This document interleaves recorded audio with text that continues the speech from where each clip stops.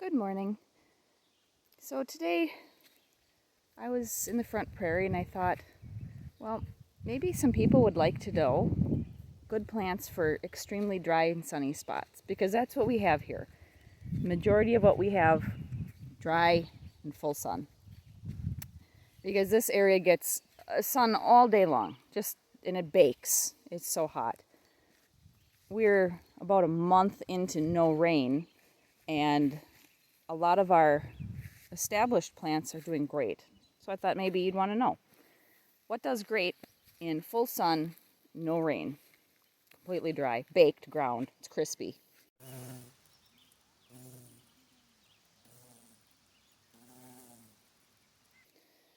Well, prairie sage loves it.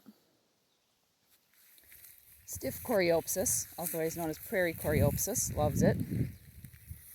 Lupins really love it. Can't go wrong there. Another plant that is completely unfazed by this hot, dry weather is butterfly weed.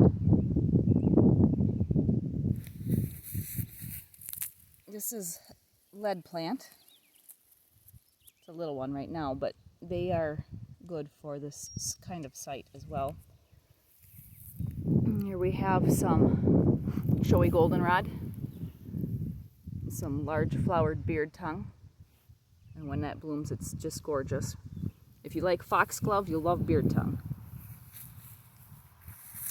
That's some asters, they're good. That's a smooth blue aster. Keep in mind that when it gets this hot and this dry out, plants will wilt to conserve moisture.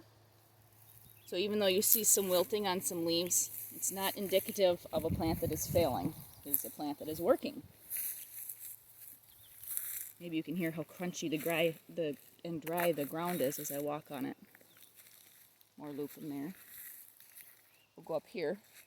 Prairie alumroot also seems fairly unfazed by the hot and dry weather.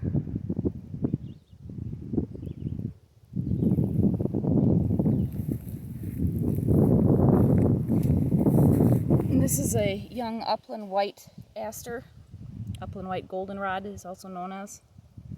Very beautiful white flowers. One of my favorites. He loves the dry.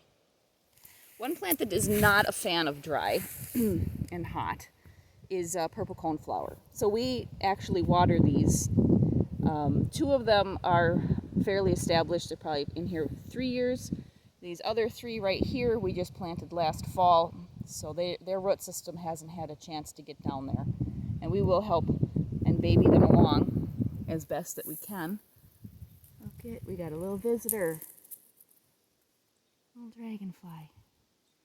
Just hanging out. Breaks between eating mosquitoes all day long.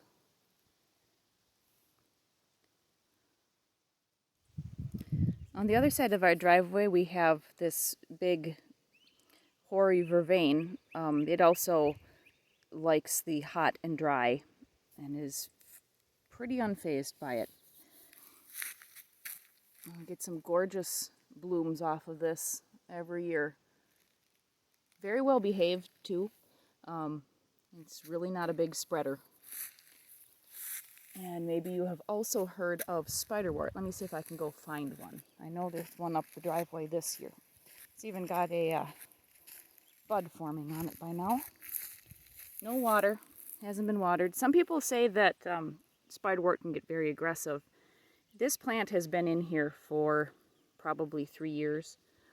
I have seen no spreading of it yet. In fact, none of the spiderworts that we have here have shown us any spreading. So maybe we just simply have the type of soil that keeps it in check. There's that little bud. Very healthy plant.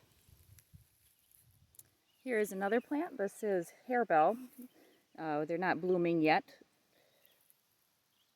See if I can find a picture to put on here with this, but I got 3 nice sized plants.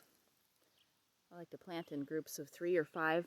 Odd numbers just seem to please the eye more. They do well in full sun, hot, dry. This is a little view here of our very first set of plants that we ever put in when we very first got started.